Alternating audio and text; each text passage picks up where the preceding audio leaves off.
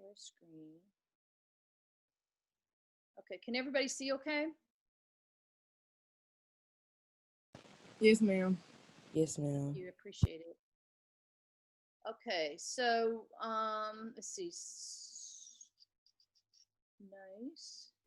Okay, so okay, so right here, this assignment here, we talked about what we talked about last week. You pick a clip or like a little video and break it down. How did they edit the shots? And we're going to talk about more of that kind of stuff today, editing shots. So that's going to help you do this assignment. And you're going to write at least 120 words. And one thing that I don't want you to do that people do is they will write it, and it's perfectly fine to go write it in Word as a Word document, and then they submit it, and then I have to go download it. And that's not good for me to be downloading a lot of stuff on my computer. So if you write it a Word document, cut and paste it and put it into the Blackboard discussion. Okay? And then I want you to embed the video that you were showing, like I've done right here. And I've got this right here at the bottom here. It shows you how to embed a video into Blackboard. Okay, good enough. Any questions?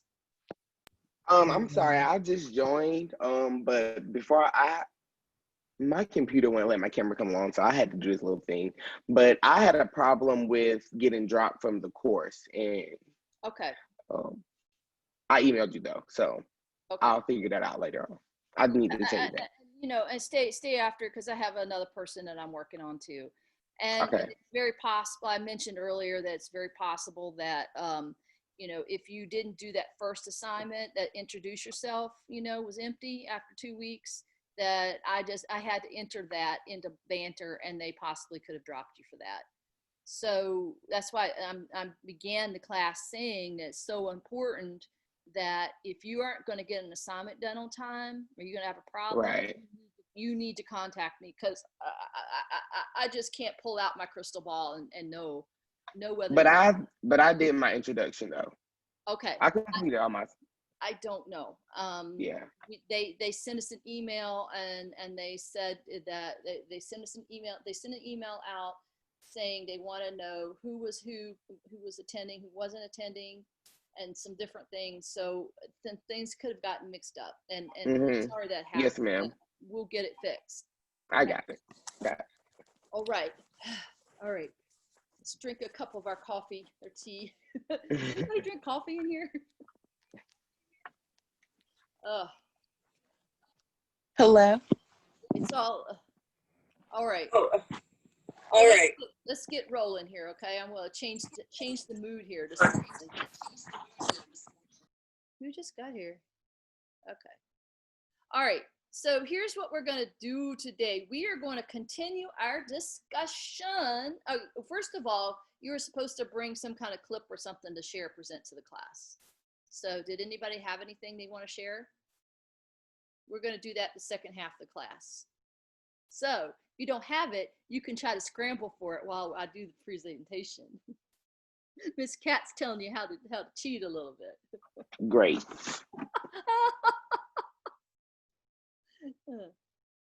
All right, so let's go.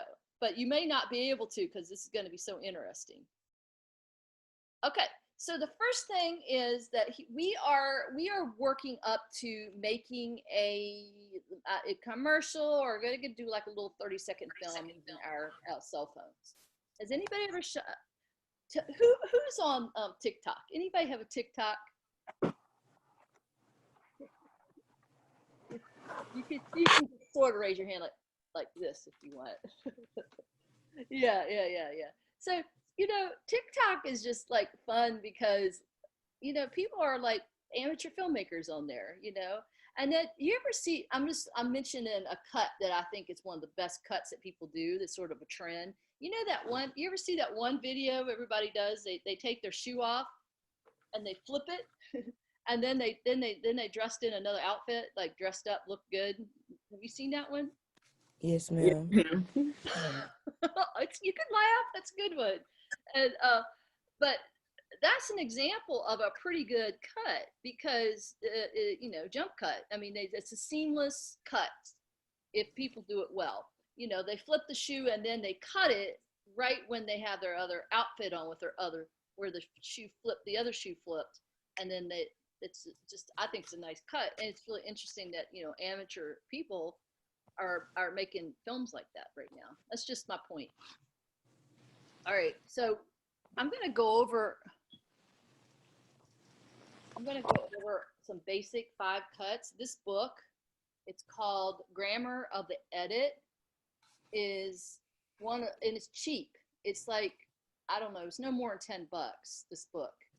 And you're going to use it all through college. You'll use this in your other comm courses if you're taking comm. And I know it looks backward on the screen. It's by Roy Thompson. And I like it because it's got a lot of pictures in it. I'm a visual person. So I did take a PDF up here, and you can see the screen, right? I'm going to show it to you. I took a PDF in it. It's not the greatest copy, but you can take a look at it.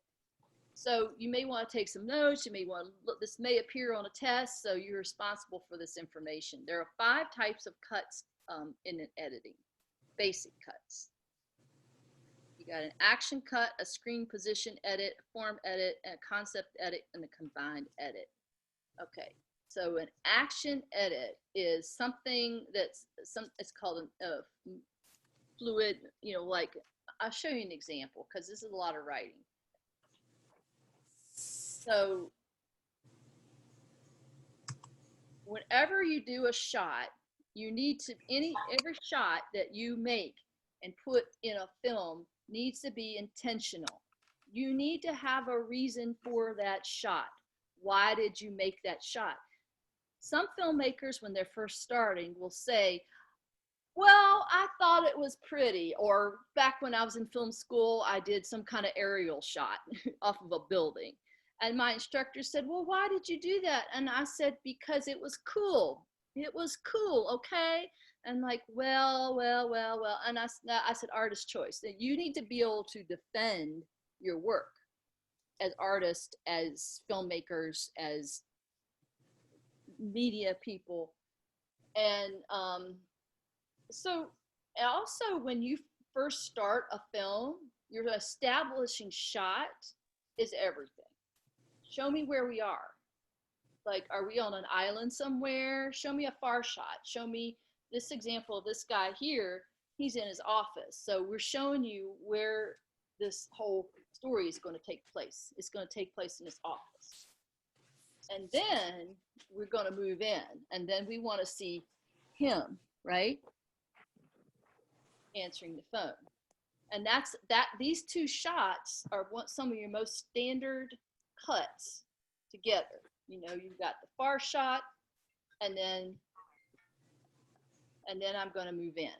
Like, say I've got Jaden sitting there, and then I'm going to come in, and then we're going to get the feeling. The reason is this is a reaction. We're going to get the feeling. He looks like he might be a little stressed out here, right? So these are 2 really important shots that always go together.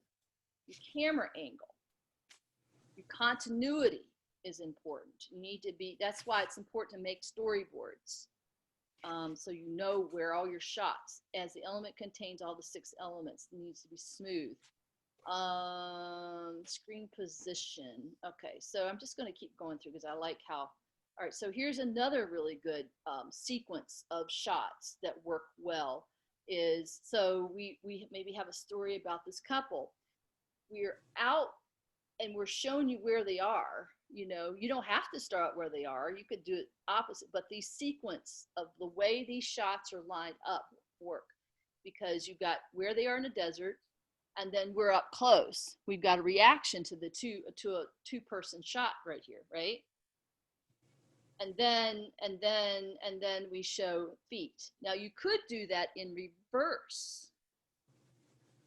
See what I'm saying? Like, we could be like trudging these people out in the desert. We could start the film just like this, okay?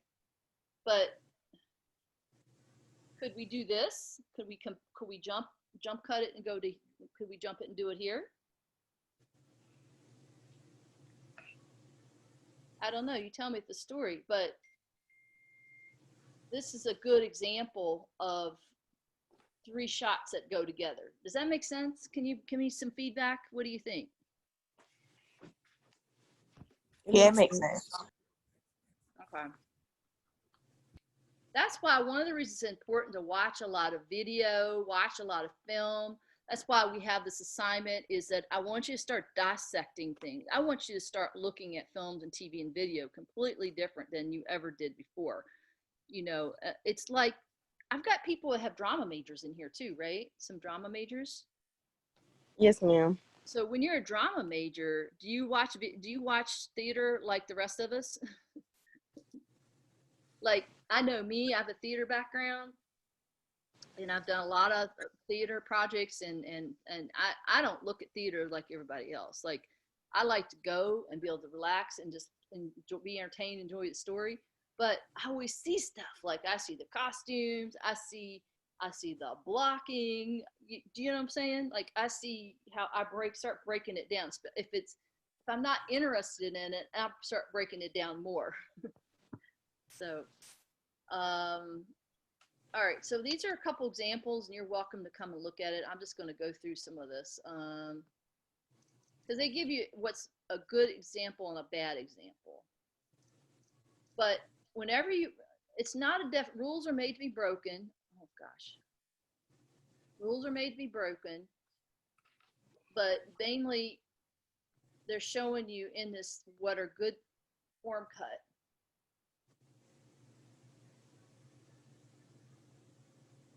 Okay, so they're describing a form cut as the best describes a transition from a shot which has pronounced shape, color, dimension, sound to another shot that has a matching shape, sound, dimension, sound. Sometimes they call that a match shot. This is particularly true when the change of location and the change of time. So sometimes a match shot will be, let's see. It'll be another shot that matches in the same positions as the other shot. Anybody want to add to that idea? Jump right in, okay? Form shots are often used in advertising. The subject's leaning against an upright simulates the company's logo. So that would be a match shot. There's one problem to be counting in a form shot is that the edit can look too contrived. It's frequently used. It's predictable. So, okay. So this would be, is this what they're talking about? Let's move on. There's one I like showing more. Okay, so heighten to this. Okay, so this would be a match shot. So you see, like they take you, say you're in a scene like this with the blades, and then you see the blades here, and then they cut, and that would be a match shot, an example.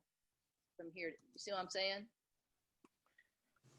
I'm sorry, I'm not seeing pictures. I just see blackboard. Shot. What are you seeing? You seeing the screen?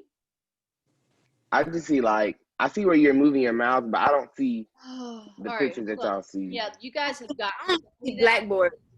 Yeah, all right. I only see blackboard too. You guys have got to tell me that stuff because I don't know. I think you're seeing the screen. All right, let me try again. So you missed all the first part of it. You guys have got to jump. You got to jump on me there, okay? Joshua, good to see you.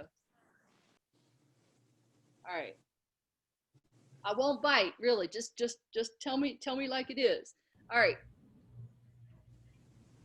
All right. So, can you see it now? Okay, now Yeah. I'm getting the visuals. I'm putting it together. Okay. It's like Sunday morning here, guys. All right. So we have okay. So this would be an example of match shot where you have the propellers, and then they're showing you this, the ceiling fan, and then they're showing the helicopter. That would be a cut and mix to shot. All right. So this would be the form shot I'm talking about. Here she's making letter K on the boat, and then the logo, which they're saying is kind of contrived cut. But that's an acceptable cut because that's something that could happen in a commercial. And you know how people will make like a heart, then maybe the logo is a heart, that kind of thing. Mm-hmm. A concept edit. All right. I don't know about you. I'm more visual than you guys, right? So let's just look at the pictures here. So a tearjerker. Now this is a good combination of shots. Why? Can somebody tell me why these two shots are a good combination of shots? Why do they work? Because the old lady time is ending. Okay, so your first shot is that it looks like a priest has read her last rites, right? And then the next shot Mm-hmm. is Yes, ma'am. her and her husband and a clock. So these are every single shot you do is new information. Okay, that's why you need to be very intentional about how you line up your shots and where you frame them is very important. So why do these two shots work? What is it? Why don't you see the whole face of the priest there? I mean, why? What is it about that shot? What does that tell you? Jamie, help me out. She's the main. She's the well, the lady. She's like the main person in this. So the priest really doesn't need to be identified, and then it goes into the shot of Okay. it's like on the So perfect time, and then it's her and her husband. okay, yeah. So you think, okay, well, that her time is done, and she's with her husband. But Mm-hmm. look how much information that's in that two cuts right there, and they're not even saying a word. There's no you don't need to say anything. Boom, boom, right? Because of that cut. Right. So that's really the one reason why it's so important. Okay, so the tearjerker. Let's see, where are the chances of the fight? Oh, wow. All right. Well, what do you think about this one?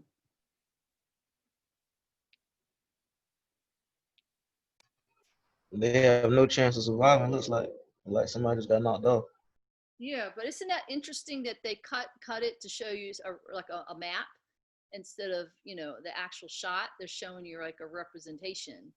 That's a combination edit.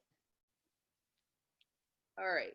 Now, here's something interesting that when you're shooting two people in conversation, okay? So you have, let's say me and Rob, we're talking to each other, okay?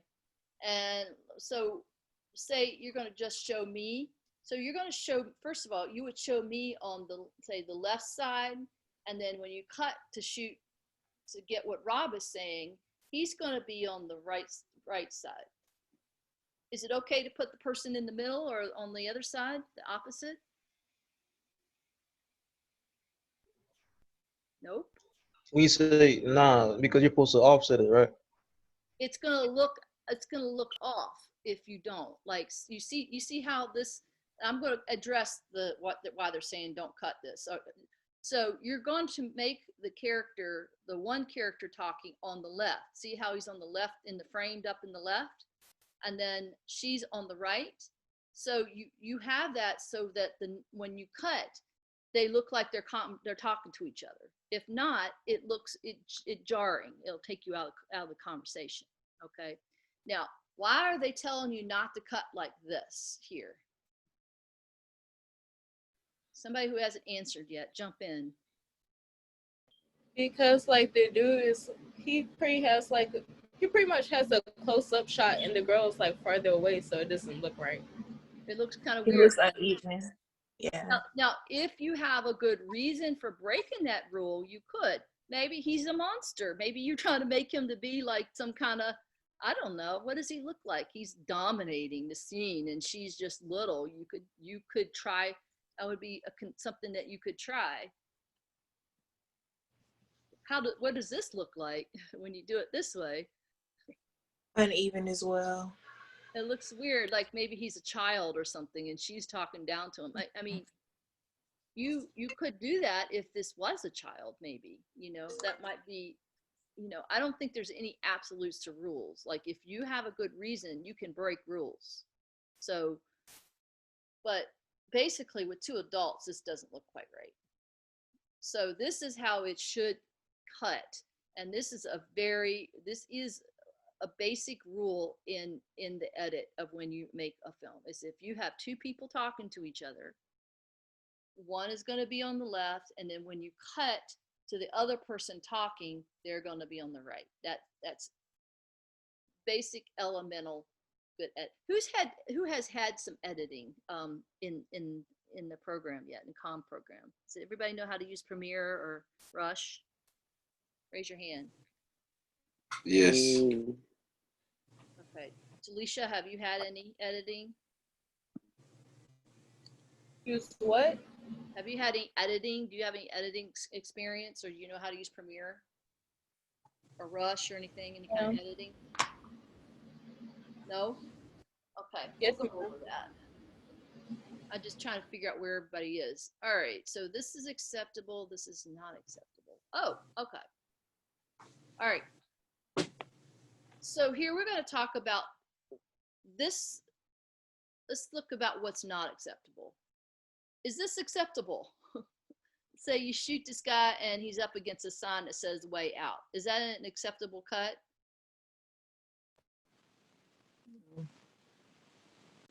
Why not? Because the background's kind of distracting and it's taken away from him, kind of. It looks like he's got an arrow through his head. And I see this is one of the most common mistakes I see students make in their films is that they're not mindful of where they're setting their actors up at. And it'll look weird, like, it looks like they have horns coming out of their head. It looks like, this guy's arrow coming out of his head. And unless you want to be funny and you have a comedy, it can take you out of the story because you're starting to pay attention to what's going on there. But this is not. Okay, well, what's wrong with this? Is there anything wrong with this one? Or right with it?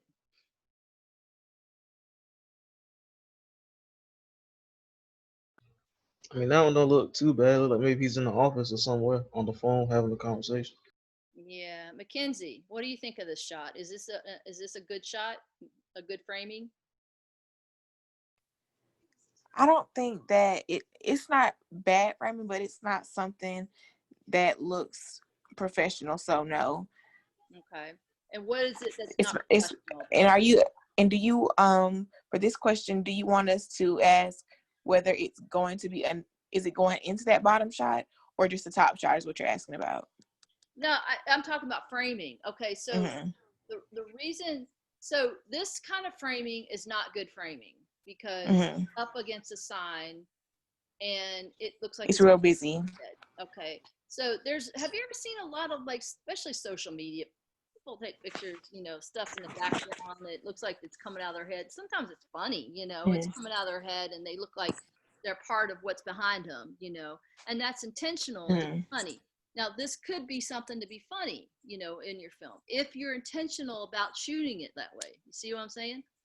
But one of the most common mistakes students make is getting their actor up against and not thinking about the background of what's going on behind their actor. That's one of the common mistakes.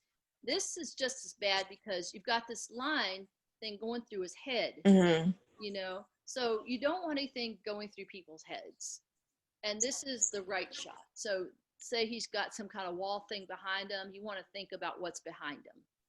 Does that make sense? And that's all I have on that. And okay, so any thoughts, questions? Joshua, Laquanda, Jordan, glad you're here. Jaden, glad you're here. Jada, Xavier, I'm glad you're here. Okay, does this make sense? Like, questions, jump in. This is free flow forum here. Okay. It makes a lot of sense. And when you were beginning the lecture, you were like, you want us to start dissecting things that we see on TV. So now that I see this, it'll help me understand how they put it together and then hopefully give me inspiration when I'm starting to edit or whatever. Okay. So yeah, it makes a lot of sense. Yay. And Tamiria, what are you thinking today? How you doing? I'm doing good. I'm sorry. I'm trying to get my dog to stop barking. Oh no. Yeah, my dog I had the other week, I found his home. I went to the vet and they knew him and they said his name's TJ. So I took him back home on the other day. Okay. They were so happy. All right. So I have two more things. One I'm really excited to show you because I found it this morning. So you can raise your hand. We'll vote on which one you want to go because class has gone by pretty fast. So I have one. It's about the 5 basic edits. Let's see if we can squeeze that in.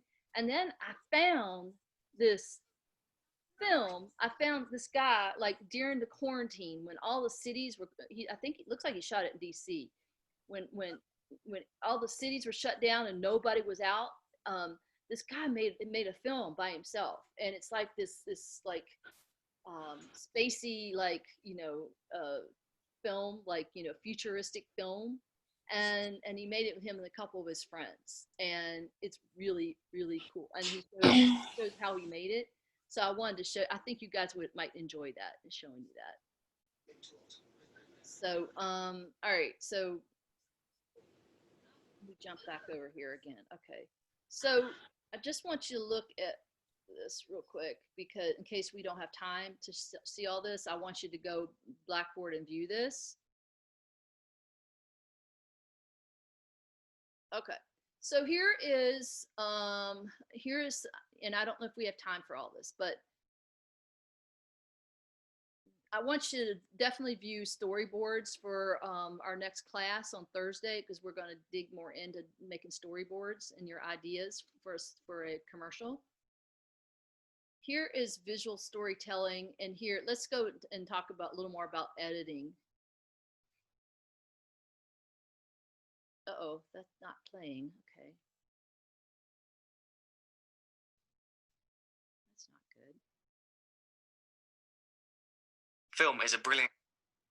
How to draw. All right, well, let's just skip over that. Anyway, you kind of get my whole idea about how to put together edits and what makes a strong edit. You're starting to catch on to that?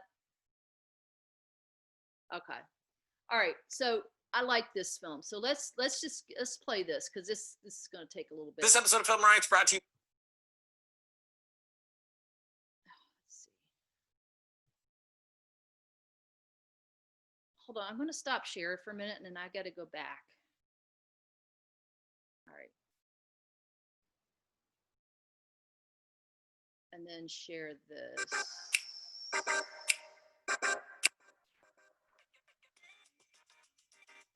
Does it look okay when I, oh, hold on. Brought to you by. Okay, let me know if you can see this or not, okay? Okay, can you see it? Is you see? Yeah. Yes. Yeah, I can see it. All right, so I'm going to flip through this. NordVPN. Go to NordVPN, the volunteer. And the reason I asked Joe to talk so that we did has recently released a badass sci-fi drama short film called The Volunteer.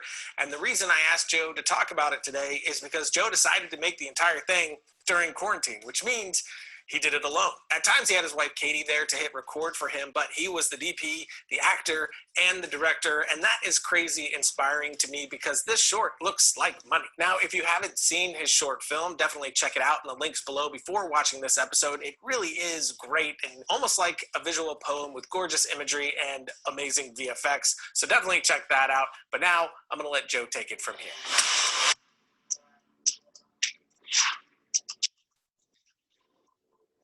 Short film Volunteer was born from this pandemic. The idea came from having empty streets and empty spaces to film it. You know, I really love 70s, 80s sci-fi movies, and to me, I'm always thinking to the space suits and hazmat suits and, you know, those really cool outfits that they wear in those movies. And I thought, you know, why not? I'm going to find a hazmat suit. I started searching the internet, found that I can get a fake hazmat suit for $400 and said, screw it, and bought it. It started as a smaller tone piece. It was just going to basically be cool shots of me in a hazmat suit walking around Austin, put to music, maybe 60 seconds long. But as this whole situation progressed, it just seemed too much of a downer and depressing. And I wanted to make something that would be a little more hopeful and also a little bit more of a story that you could follow along to. The original idea I had for this project was to do a lot of very slow zoom shots. As a one-man band operation, I was really limited to just using a tripod. So for me, I had to rethink those shots. And so I really set up each composition in a very interesting way, bringing leading lines together, directing the viewer's attention to where I wanted to go, as well as doing zooms in post. So when doing a small production like this, there's 3 things that really stand out to me to make a small production look big.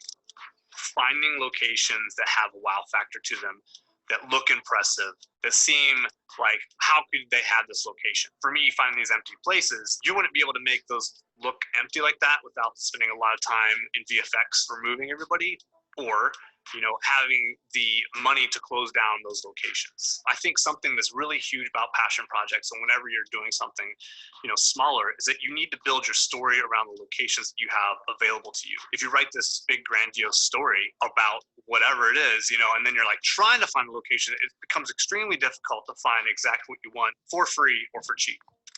Most productions, when you have a day to shoot, you have that 10, 12 hours, whatever it is, and you have to shoot all day long and make your story fit within that time. Personal projects like this, I will shoot just at blue hour or golden hour, spend that 2 hours, 3 hours at the front end and back end of the day and take a break during the mid part of the day. That way I'm able to utilize the best light possible to make sure that my shots all look amazing.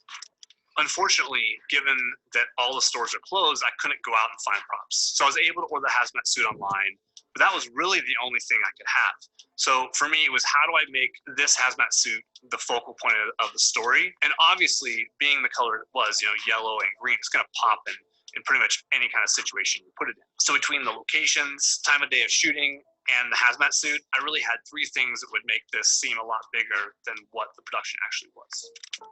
For the downtown shoot day, we shot the bridge shot. We also shot another scene down on Congress Bridge that we never did end up using in the short. Then we also shot downtown Congress Avenue right in front of the Capitol, which is another really cool shot where we positioned the camera right in the center of the road.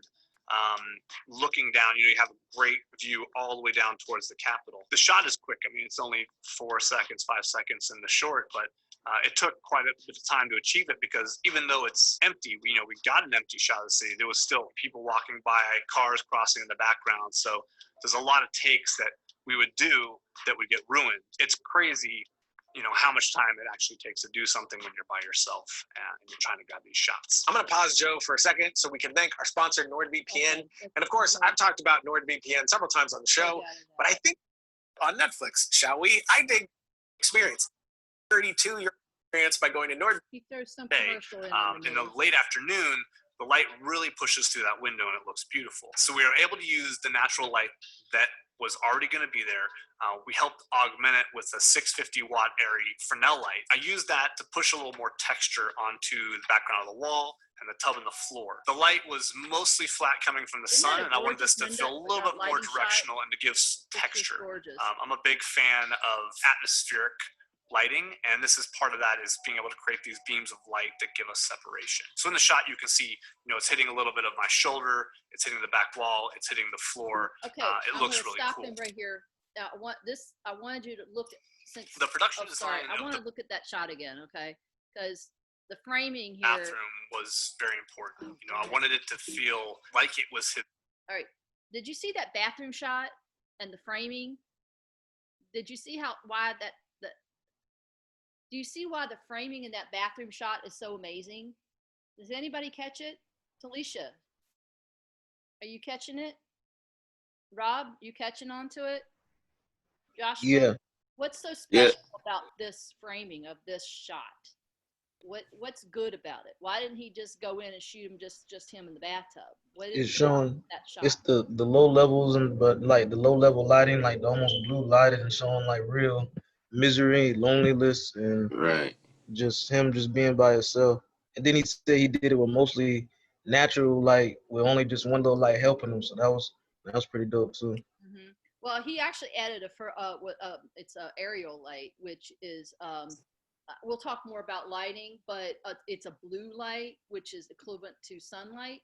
To put, and what they did, they usually go through the window to put in a little more light so that he could get.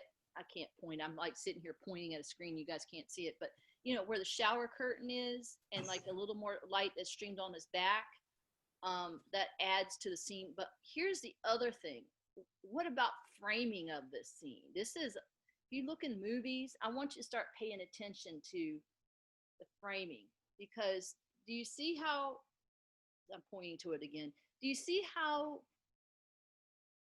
we see the door and then we see a window and we see, like, have you ever seen those shots where it's a moving shot where you're looking inside the door, you see a barrier, then you see the person in there, one person in a room? Do you ever notice? I want you to notice shots like that in the films. And it's a sense that you're like a voyeur, you know, you're like peeking in on this person. And that adds to this ambiance of him. That's what's important, is that they frame it within the frame, you know, like there's this door and then the shower. So this is such a powerful shot right here. Okay, so I just wanted to point that out. Floor, it looks really cool. The production design of the bathroom was very important. You know, I wanted it to feel like it was his place, but also I wanted to create a framing and a look that made him feel trapped. So filming a frame within the frame creates this space of trapped. You know, he's trapped inside of his house. He's not able to roam the world as he once could. Each item in the room, you know, is very specifically placed there. You know, there's a towel hanging over the shower. You know, we place it there to break up the wall and give us a little more texture. The door is open to a specific angle so that we're getting a reflection on the door from the window. But we also put a piece of clothing hanging over the door to break up that reflection so it wasn't so uniform. Same with the plant on the right-hand side of frame. That plant came from another room. We brought it in, we set it there to give us some foreground, and also break up that flat wall that was behind it. When I'm shooting a room, it's really important. You're just not shooting what's there. You're always bringing elements. Okay, another thing I wanted to add about that scene, it's so powerful. What color is it? Do you think that's the real color of his bathroom? No. No. So why it's that, what's that color do? They do that in post, and then in edit they can take and color it that color, you know. So that there's a reason for that shot. A very specific, that they have that blue color because he's feeling blue. They want you to feel that. Other places, and really looking at the entire frame, one, balancing it out and bringing in foreground elements, background elements, and pieces that make it feel more natural and real. I would also add that we use atmospheric aerosol in this scene. It's Now, a this is can-based bad. This is haze pretty that helps badass create a right little bit here. more depth in your scene. It's something I use in productions all the time. The easiest way to explain it is it lets you see the air. It creates layers in the air. So instead of the room feeling so flat, it makes it feel deeper, and it also gives it texture. We had the shower on as hot as we can get it, so we're getting steam from the shower. So between the shower steam and the aerosol spray, it just gives a really great feeling in that room. So there's three reasons why I chose this angle of the dining room. First and foremost, the light is coming into that window. It's giving a nice edge, kind of like backlight. It's not totally behind. It's coming across the face a little bit. It makes it feel a little bit more dramatic. You know, the warmth light against that darkness really helps push the storyline. Two, we're looking into a corner. So the fall off is really great. You know, we have the sunlight that's hitting the table and hitting talent, but then in the background, it's just darkness. And the third thing is the leading line. So the two corners leading into our talent. So the walls draw your eye to the talent. The light draws your eye to the talent. And so it's a really great location to shoot. Now, to help give us a little bit more light, I had to put in a Westcott's Cine RGB 2x1 light. Now that light is off to the right-hand side of frame. There's an 8 crate on it, and then we have 4x4 of half grid. So just creating some really soft light. You really can't even tell it's there because the scene is so dark, but it's bringing up our ambient level enough so that we're not getting a lot of noise on the shadow side of my face, which is really important.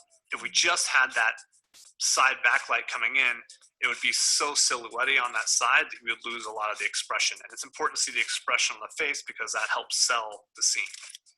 For this short, I decided to do the whole project in DaVinci Resolve. I often do my color inside Resolve, and of course, he's using a software that has some, and you may want to investigate this if you're really like deep into filmmaking and passionate about it. Resolve is a really great software application that has a lot of special effects. So and editing, and so he's able to put in all that spaceship looking kind of stuff in there and stuff like that. I'm going to jump out of here. This film to life. Ryan Thompson for your incredible VFX work, and Cullen Kelly for the amazing color grading. Thank you all. There's no way this is possible without you. Film Riot, thanks for having me on the show, and I hope everybody enjoys the show. Okay, so now I'm going to show you the film because it's really cool. You're going to love this. I'm definitely excited about your reaction. All right, wait a minute. Now I'm not happy. All right, am I screen sharing right now? No, ma'am. Okay, I'm gonna go grab it.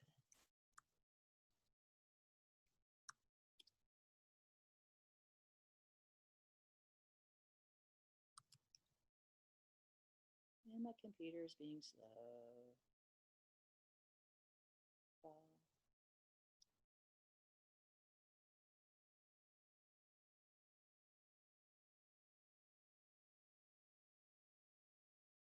here we go.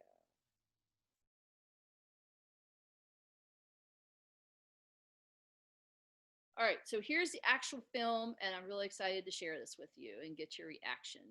Jada, Jardin, Laquanda, Xavier, and Jaden, are you still with us? Nakia, are you still with us?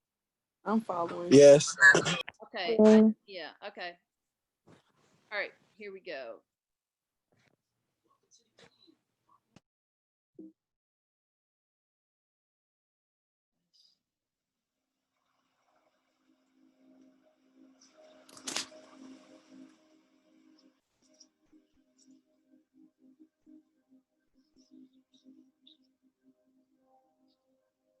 This is not the future we were promised.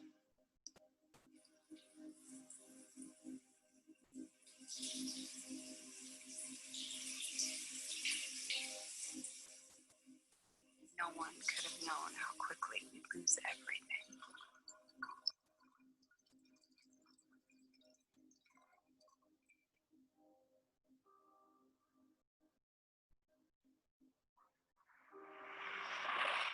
Do you still dream?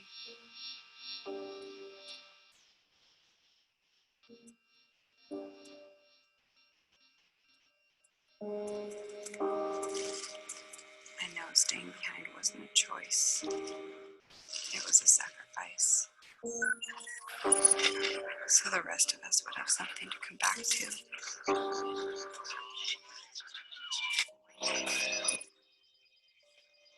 Is the world what I remember?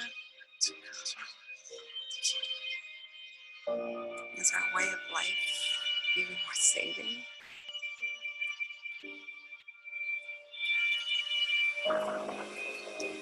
It has to be.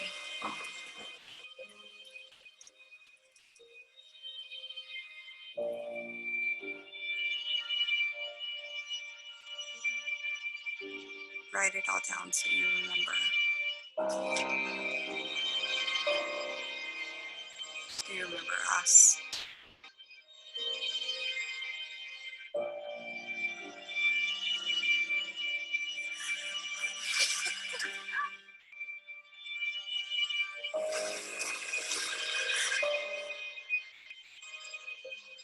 Everything looks different from above. I keep looking for you. Know that I miss you. And that I miss home.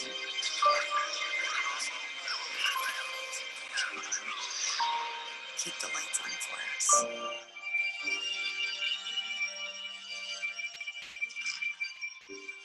Don't give up.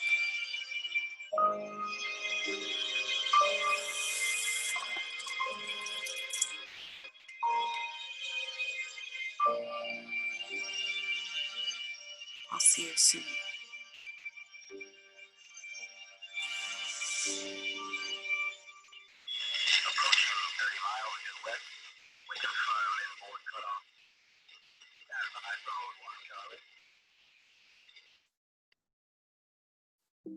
All right, stop sharing screen. All right, guys, what do you think? turn those cameras on. I want some reaction. It was a good video. I liked it. Isn't that cool? Yeah. Didn't like it. I like the video too. Okay. It was cool. So, I Yeah, mean, what'd you I like the about edits. it? I think it's pretty. What do you think about it? The different graphics they had and how he was able to use the NASA visuals and stuff like that on the screen. Special effects and stuff. Yeah, the special effects. Good editing. You had a good he didn't do that alone though. I take objection to that because he shot all of it alone. Yeah. A lot of it. He had his wife jump in and help hit the on button. And and then but he had help. He had his team. He had somebody there that was helping him edit at special effects. He had somebody helping with writing. I mean, but basically, I feel like I wasted my time during quarantine. Like I should have had some bigger project going. Do you feel like that? Maybe like you're an underachiever. A little bit, but I feel like he had a lot more necessities than what he said because like $400 for a spacesuit, and then you recording down the middle of a street that's very busy and stuff like that. So I feel like he had a lot more necessities than we got. So I don't feel that bad. But if you want me to go pull you up something where people have shot on their iPhone and shot stuff that looks just as good, I can do that. I mean, you could find them on YouTube. So, it's all relative. Right. Joshua, what do you think? Jump in there, buddy. It's lit up. Xavier, what do you think? Jaden, comment. This is part of your grade. I like it. It's straight. What's good about it? Huh? What's good about it? What do you think? I mean, I ain't gonna say okay. I'm be honest. I ain't gonna. The editing thingy was cool, but I mean, I ain't really. It was boring, but the editing and stuff. Okay, what made it boring? It just seemed like gloomy. Like it didn't seem like exciting. What would have made it better? That's this, and this is what I always just it being brighter. Watch things that you think are bad because that teaches you as much as a good film. So what would have made that better? Well, for one, the tone of voice could I just all right, I ain't gonna say what could have made it better, but what would have got like my attention more, like it feels more exciting. Like his tone of voice could have been more exciting. Like the lighting just made it seem gloomy. Like, it was just like dark. Yeah. Okay. Well, I mean, how did you feel during quarantine? Didn't you feel kind of bored during quarantine? I mean, you couldn't go out and do anything. Nothing's open. I mean, no, I didn't go out, but I wasn't bored. Okay. I was entertained. Yeah. Yeah. What did you think? What's your thoughts? It was good to me. It made us see how, I guess, how he felt during quarantine. Okay. I couldn't hear you too good. What now? I said it was good. It made us see how he felt, I guess, during quarantine. Mm-hmm. What about? I guess he felt alone. Think about the way he lined up his shots and staged his shots. They were it made me feel kind of he was. They were good to me. I don't know what else to say. They were good. So what now? I said they were good to me. I don't really know what else to say. What's good about it? Is this something you feel like you need to go back and look at again at some point, you think? I mean, no, but it was something that maybe other people might want to go watch again. Yeah. Me personally, no. Did you think it was boring, or did you think that it wasn't boring, but it wasn't something I would go watch over and over and over and over again? Okay. Jordan, what did you think? Did I call on you already? Aquanda, what did you think? I thought I mean, it wasn't the best video. I get what they say with it being boring as far as like gloomy, like as something that I wouldn't watch a whole lot. I did enjoy the graphics of it and the way that it was edited. Looks like a lot of time was put into it. So I did enjoy that part of it. Mm-hmm. Yeah, I wanted to show you because the lighting on it was exquisite and the framing of the shot, because that's a lot of what we're talking about right now is how to edit and how to frame and how to see things and frame things up in your camera and how to light it to make it that it's like you're painting a portrait, a painting, every single shot. And that's really important when you make a film, that you know how to frame things up. Yeah. Rob, do you have any other thoughts? I thought it was great. If it was like a trailer for a show that he's coming out with, I probably wouldn't run right to it right away just because of off the trailer. But like you say, for its purpose of for showing about editing and framing, it was dope. But I did like the ending though, because it seemed like when she was saying "I'm gonna see you again" and whatnot, the narration, and I thought that was another thing, like the scoring of the music and the narration, he could have done a little better than on that part. But other than that, no, it was good. But yeah, if it was a trailer for a show, I'm definitely wouldn't run to it. Yeah, okay. All right. Nakia, what are your thoughts? Already went.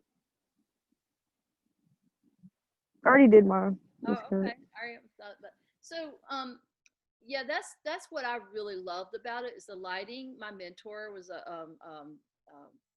well, I was married to a lighting designer, a famous lighting designer in Nashville, and then my mentor in college was a lighting guy too. So I have a lot of love and appreciation for light and how light paints the scene. Like light can do so much in the way it tells your story. And so we'll do like a little quick thing about lighting, because you really have to think about what visually telling your story and what that looks like.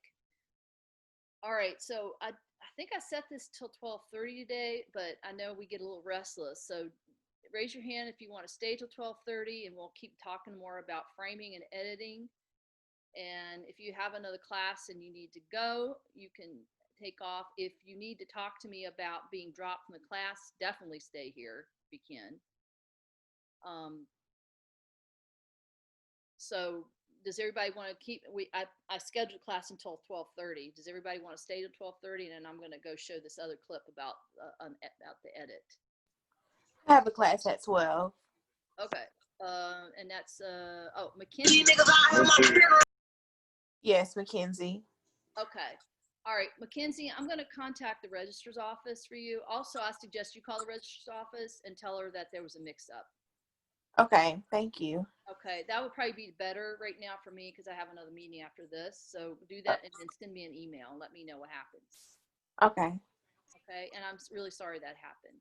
Yeah, I am too. Thank you. So there must have been a mix-up. Just tell them there's a mix-up and stuff, and just be sure if you're not going to get an assignment done on time, make sure you let me know that what's up. Okay, send me an email.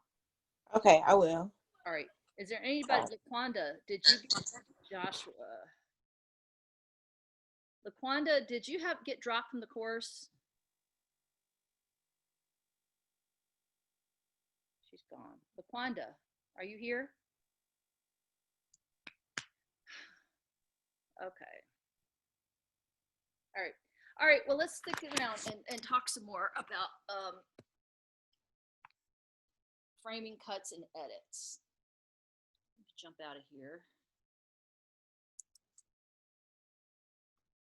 Okay, so did we talk about this? We didn't. Okay, the one thing that will make your editing better. Let's see. All right, give me a second. I'm pulling it up. My computer's crawling today.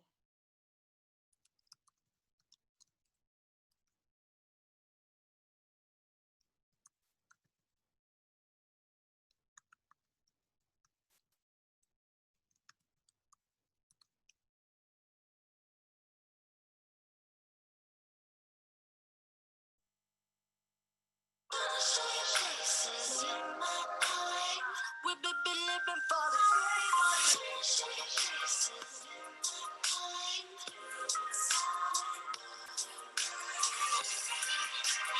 Okay. So there's another thing I wanted to talk about too, real quick. Mention is that did everybody get a email from Adobe? Maybe look in your junk folder, and that's how to get free cloud, Adobe Cloud from the school. Yes, I received it. Good. Okay. Yes, I did too. And were you able to download it? I want you to go ahead and download Premiere. You can try Rush. Rush is a little easier to do, but everybody knows how to use Premiere, right? Pretty much. Pretty much for the most part. All right. Go ahead and download Premiere. Then. Does anybody not get that email or have an issue? Email me and no, email Miss Riley so she can get you on. Okay, I'm here. My audio isn't letting me connect. I didn't get dropped from the course. Okay, good. Thank you, LaQuanda. I appreciate that. Okay, so that this week, I want you to make sure you have it. If you didn't get that or you're having issues, I want you to email Miss Riley. It's R. Riley. I'll write it up here. It's C. Riley at scsu.edu. It's up here on the chat, her email address. And if you didn't get the Adobe and you don't know how to do it, email her. She got us a special license for our department, and she has been, big shout out to her. She's been amazing. We couldn't do it without her. All right, so next thing, share.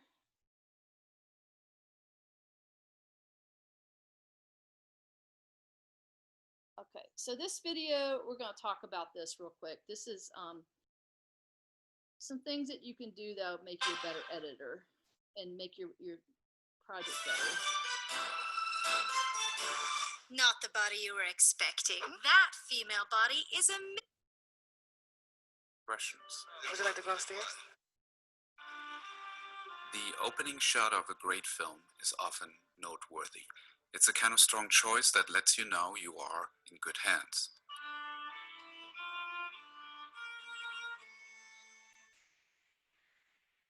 While this example of Hell or High Water is a oneer, which is an uninterrupted single take, it really includes several shots and, in a way, editing.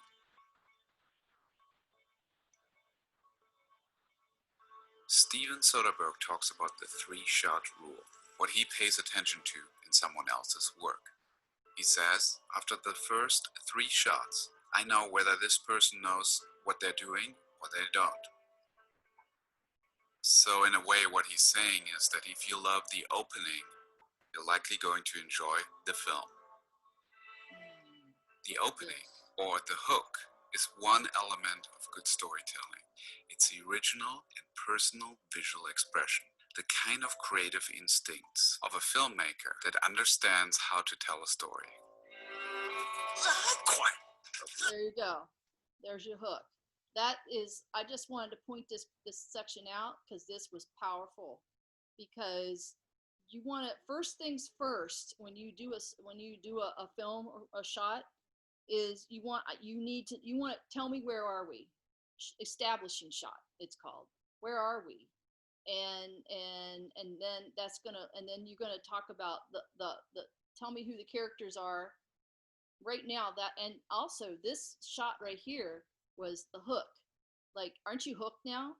She walked into a bank and she got, pretty much something's gonna happen to her. She got mugged. This guy grabbed her, right? Yeah, I want to see this show. Huh? I said I want to see this show. I want to see more. Yeah. Yeah, right I want on. to see more. Yeah. All right. Let's see.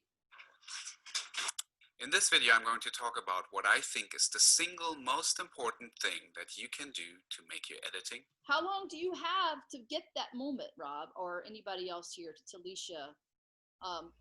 When you mentioned that other film was boring, and I get your point. How long do you think, maybe when somebody starts watching your film, how long do you have before you tune out? Probably like 5 seconds tops, 5 to 10 seconds. 10 probably too long. Maybe, yeah, maybe. And And it didn't used to be that way. It's just right now, it's just the way, people's attention spans are right now. You got to jump in there, bam, bam, and you got to grab it. You can't just. Now, there are movies, there's tons of movies out there that are like that, and there's people who are diehard film who love it.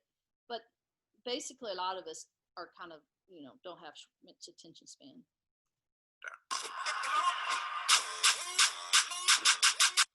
This video is brought to you by.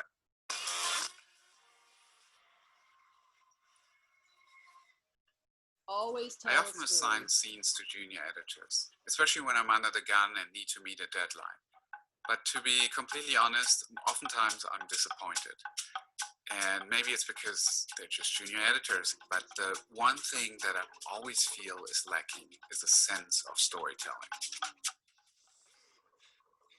Story is what engages an audience on a higher level. Story is what the audience takes away from narrative and narration. Narrative is the stuff that happens, and narration, it's how the story is being told.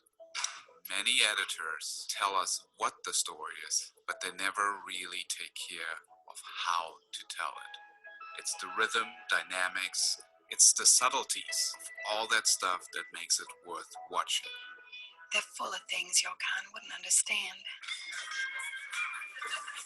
We already talked about the hook.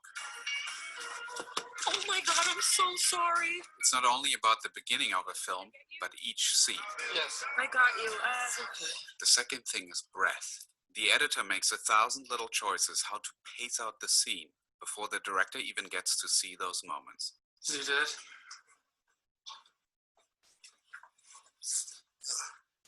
I'm sorry, Lee. He passed away about an hour ago. Breath is the pause you give for the information to sink in. Like in Manchester by the Sea, where the main character All right, I'm going to jump on this because I think this is an overload for you guys.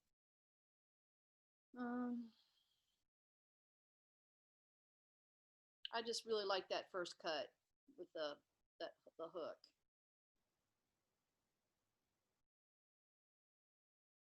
All right, I had another one. Let's see. All right, any comments on that? I just like that really first scene a lot, and I wanted to show you that. Oh,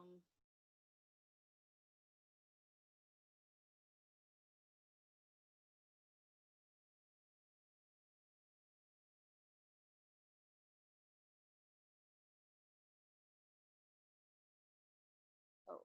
So, yeah. Oh, cinematic. Okay, how the shooter overlaps.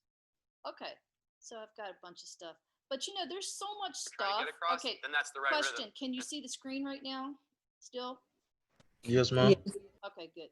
So basically, YouTube has got so much stuff that when I do assign you to do your project on your cell phone, there's so many YouTube videos about how to shoot on your cell phone. There's so many tricks that you can do.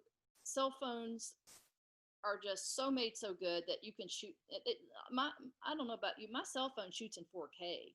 I mean, I can't even get a camera that it shoots as good as some of these high-powered cameras. It's amazing. So you can always find resources the next in three. YouTube. Okay.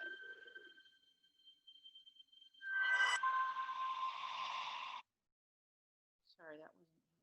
Our coupon code for you guys, just go to filmandmusic.com and use the code FilmRiot to get $100 from today. Adam Epstein, he's the editor behind Documentary Now, the coming Killing Gunther film, and a ton of SNL shorts, including a bunch of my favorites like British Movie. So, okay, so this is Mr. Hitchcock. All right, so this scene I wanted to show specifically.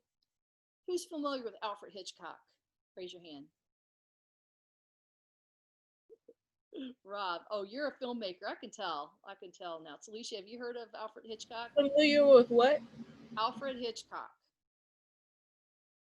He's an old filmmaker, and he made movies probably before you guys were born, but he's absolutely one of the absolute masters, the way he puts together film. And if you're interested, I would definitely write that down and research him. Everybody's so quiet this morning.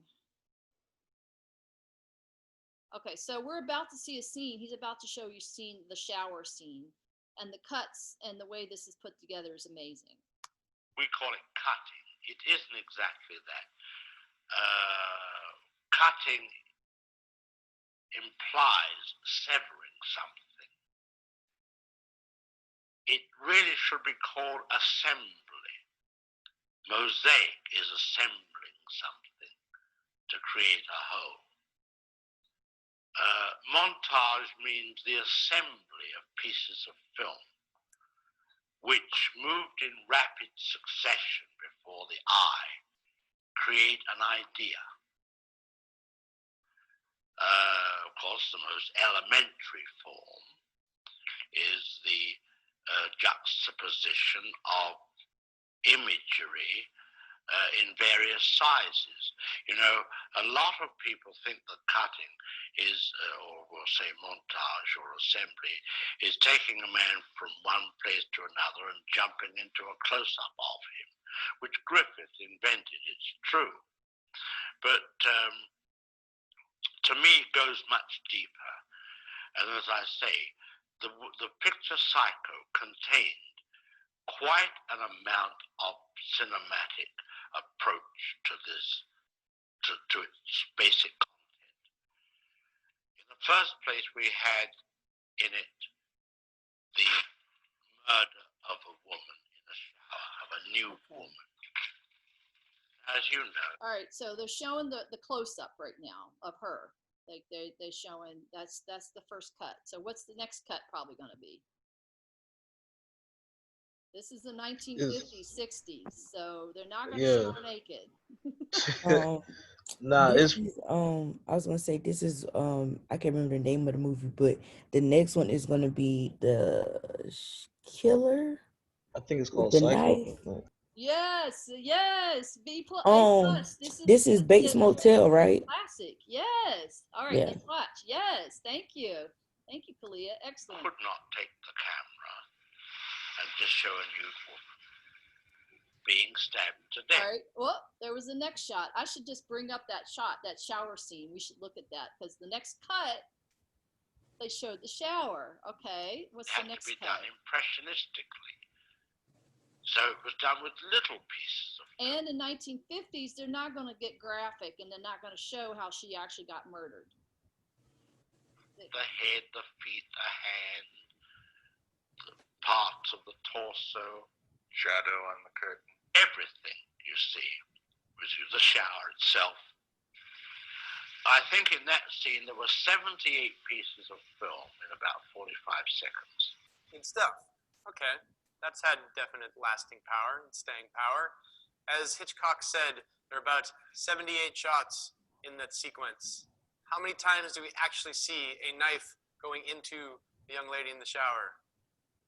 0 times, exactly. But we feel that, and it impacts us even harder, in my opinion, because I am a fan of what he is talking about here as far as impressionistic construction. Your brain pieces together the information in between that. And even though you're not seeing it, you can feel it and you can see it. And oftentimes, as we're going to be talking about throughout the night, the stuff that your brain pieces together is either scarier or funnier or stronger than the stuff that you see directly on screen. Isn't that wild? You did not see one bit of blood in that scene. We should, you know what? That's such a powerful scene. Let me see if I could pull it up. Alfred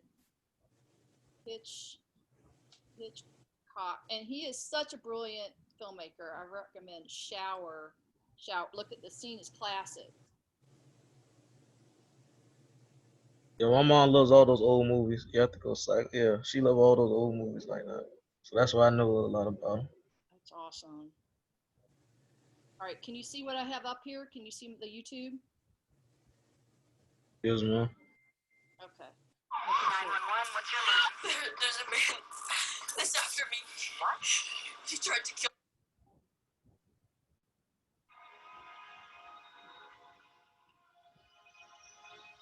All right, look at all these cuts. The cuts are just excellent. Okay, so you got we're going to talk about, really dissect this and look at how this is because it's cut. All right. So you got an establishing shot. Where is she? She's in her, I guess, her little House, office, room, her off, house, yeah. right? Yep.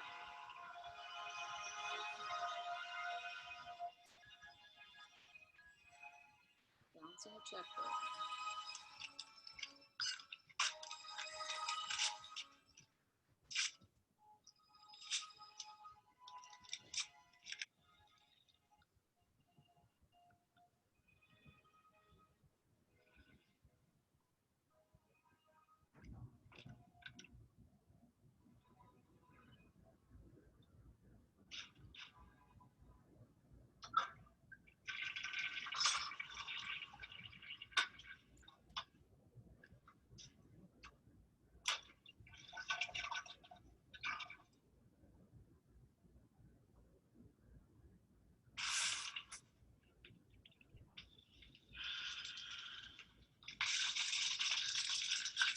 All right, famous sour scene. You never see any nudity.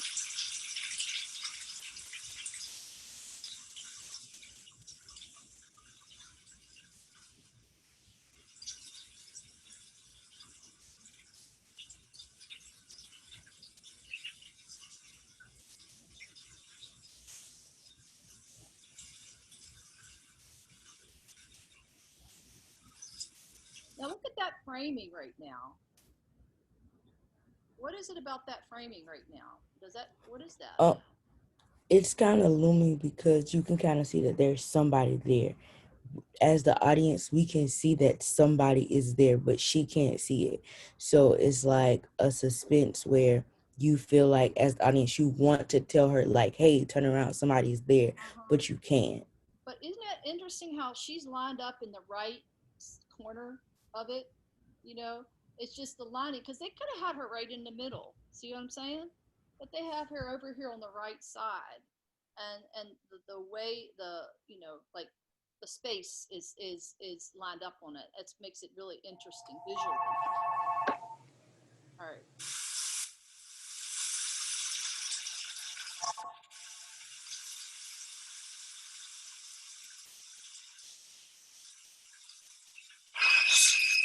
Oof. All right. Now look at that. So you don't even see the guy. Look how, like, all right, watch this. All right, you see him come in. You don't see the guy, and look how this shot's lined up, and how he's lined up in the shot, like the shape. You got, in art we call it positive negative shapes. You know, all it is just shapes. It's information that you're getting.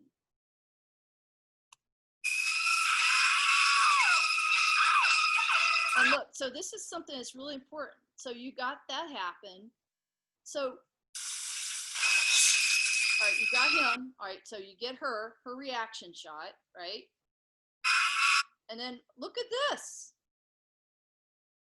What do you call that? What do you call that shot? Like a close-up shot, like that, real close-up. We call that an insert shot. They inserted. Okay, so how did they get to that? So they started. All right, he's here. He turns around. Look at that lined up. They shot. I mean, that's amazing how they shot her, like her face, and then boom, the next shot was like really up in her face, like her mouth. You notice that? That, what did that do? What does that make you feel when you see that? Pure fear, pure terror. Yeah, you're feeling it, like, because the way they lined up the shot.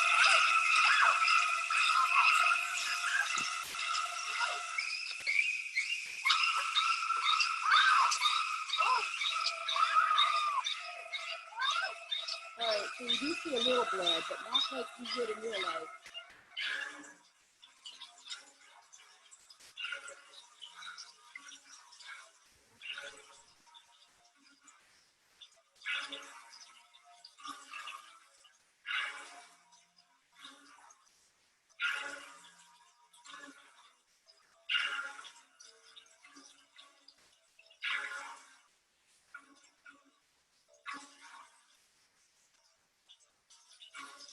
Look at that shot. Look at that shot.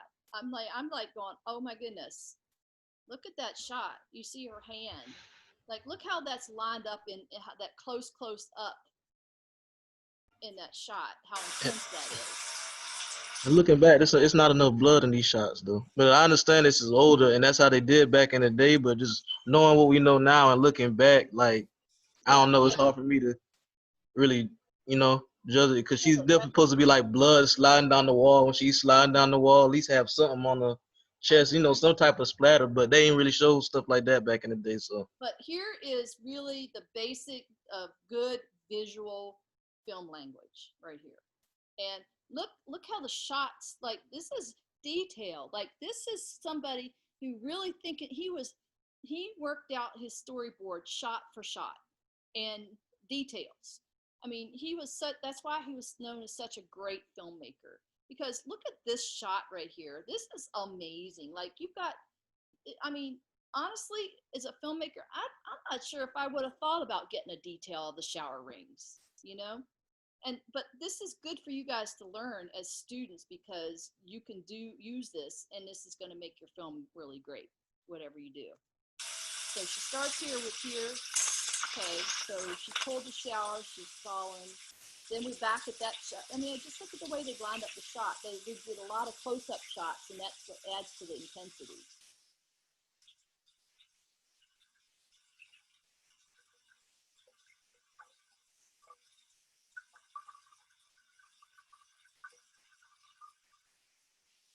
Now look at this. This is a match shot. Okay, so that's when I talk about like you impose one thing that looks like another thing, and you bump them next to each other, and you match the shot up so that they relate to each other. So they've got the drain. The drain turns into her eye. See what I'm saying?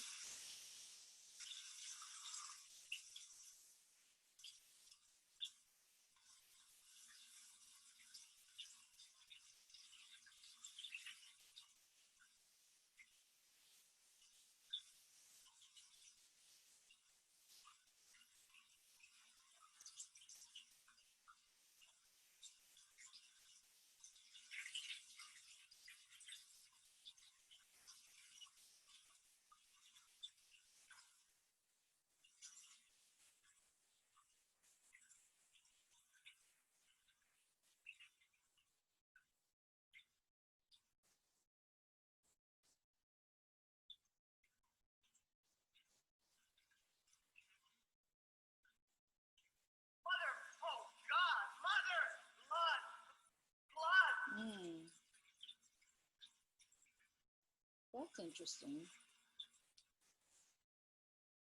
Okay. That's how they ended it. All right. Share. Oh, wait. Was I not sharing the screen? Oh, wait. No, I stopped. Okay, here I am. All right. Comment. We got only a couple more minutes. Comment. What do you think? What do you think as far as how this was all lined up and stuff?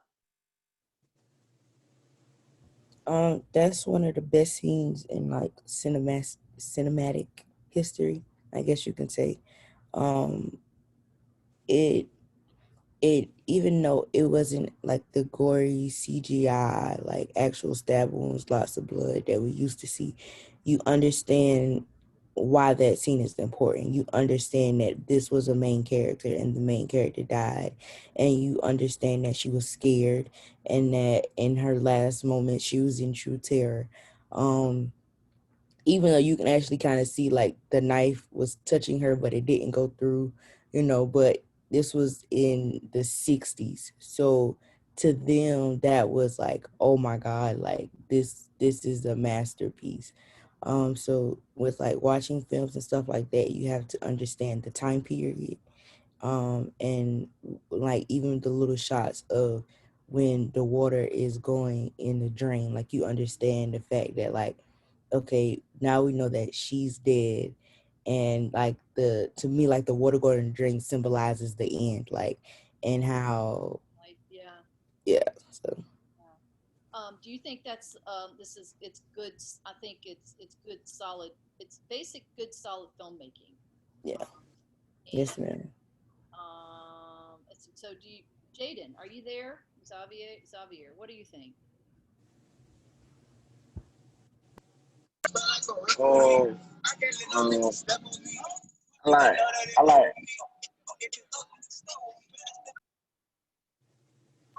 I like how the shots was like. I just like how it was put together. You guys see why I tell you why I given you this assignment where I want you to go find a clip, and you can go find some of these old movies, these old filmmakers like this, where they've cut like that, and I want you to start breaking down how they cut it together and why it's that way, and to do a little analysis on it. Does it make sense why you have that assignment now? That I want you to start thinking a little differently about how films put together. Yeah. Yeah. Okay. All right. We're running out of time. Have you enjoyed class today? Pretty much, basically. Yes, it was great. Okay. Because this. Yes, it was good. Okay. Thank you. So this is what I mean. This is something that we haven't ever done at TSC is do a studio class online. So we're all a little challenged. All right. So your assignment's due on Thursday, the beginning of class. Okay, on Blackboard, you're going to present. I do a lot of talking. So you're going to present your video and you're going to have it on. Do you know where to go on Blackboard? Let me go back and share screen real quick. The discussion board, right?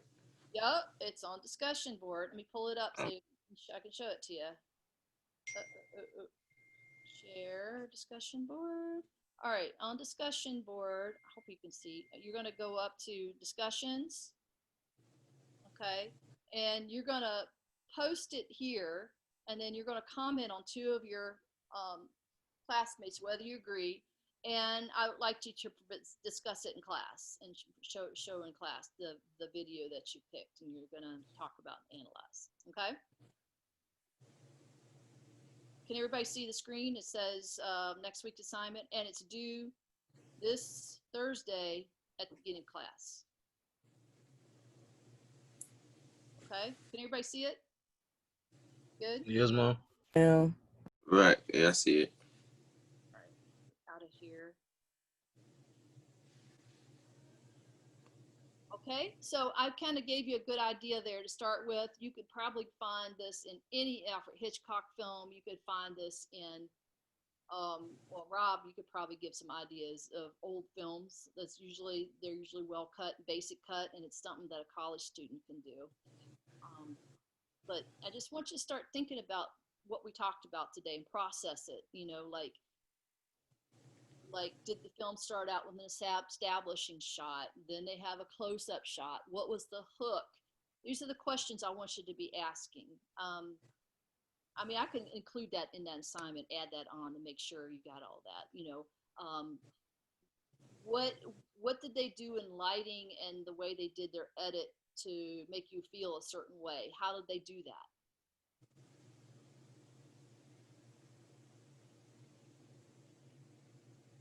Yeah, okay, yeah. Thoughts, I got questions? We're winding down here. The video that we have to turn in on Thursday, does it have to be a older video, or could it be a video made like the current year or somewhere recent? Does it have to be an older video like you just showed today? Nope. If you can give me a good analysis and you can explain to me, if you can defend it, explain to me why you feel the way it is about it, like the shots and editing and how it was edited and why you think this is a great edit, or maybe it's a bad edit. I don't know. You explain to me that what I want to know is that your gears of your brain's turning and you're thinking about how films are put together, how they're edited. And just write something about that. So it doesn't have to be an old film, but I'm giving you the clue that if you pick an old film, they're a little more simply edited, like Alfred Hitchcock. They're well put together and they're simply edited and they're easier to do. Okay. But I'm not telling you what to do. I want you to go and think. I want you to go fly. Okay. Okay. So I want to make sure everybody's okay. Nikki, I need to hear from everybody because I see blank screens. Kalia, Xavier, Joshua Brown, you're so quiet. You're the mysterious quiet man. I've been talking. I've been elaborating on everything today. Okay, I'm cool. I see a blank screen. Okay, Joshua, are you able to pipe in or?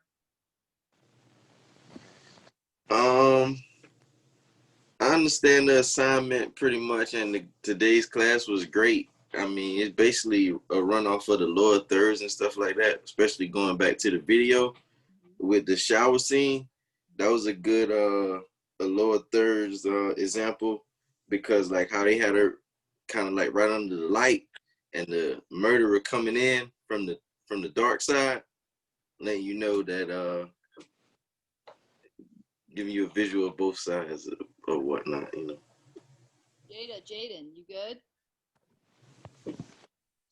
I'm good. Good. All right.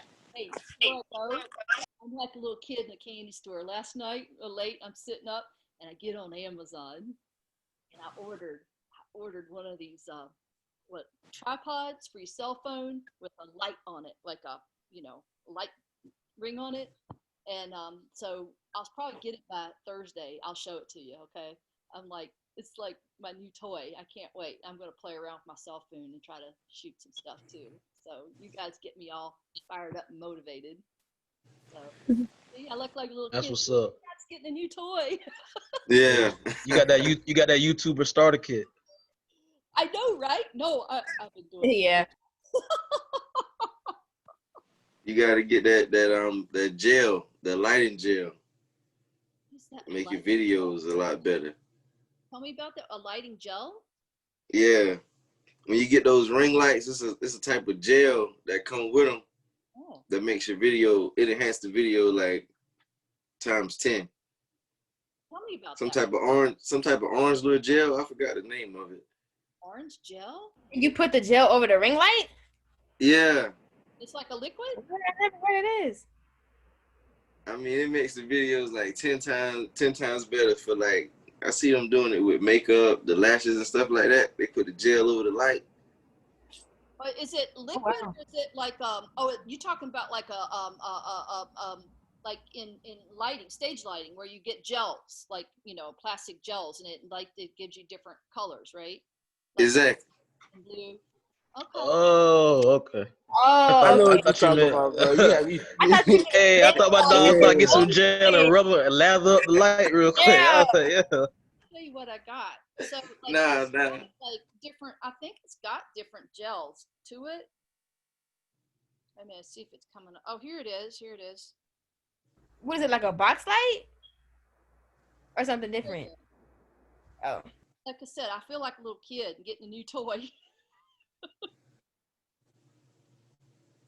And this would be good for you guys to get one of these for when you shoot, because you'll get the right lighting and stuff, especially if you're shooting. But this is really cool. You see it now. I think this might be what Josh was talking about, because this is nice because in lighting you have different kinds of lighting. So you have blue lighting is blue and lighting is yellow, and yellow is more like natural sunlight, and the blue is more indoor fluorescent lighting.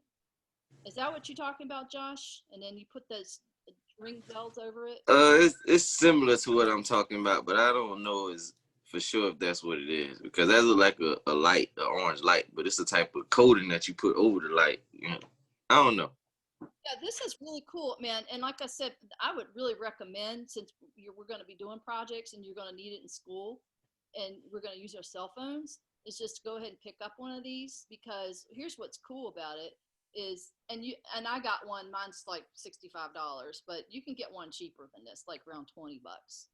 And it'll hold your cell phone up right here, and then you got a light, and then this tripod will stand up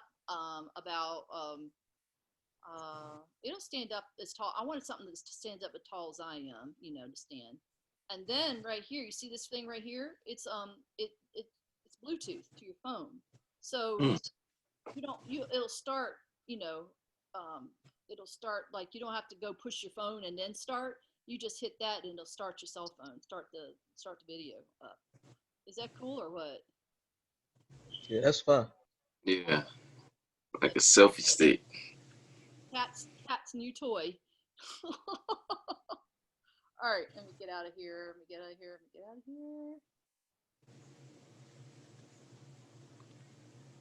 Stop share. All right, well, we're gonna get out of here today. I'm sorry, this was long-winded today, but I hope you enjoyed it. I did. You guys. Yeah, we enjoyed it. We enjoyed it. Round of applause. All right. See you Thursday. See you Thursday. Okay, see you on Thursday. Hey, be on your game. See y'all later. I'll see ya. Okay.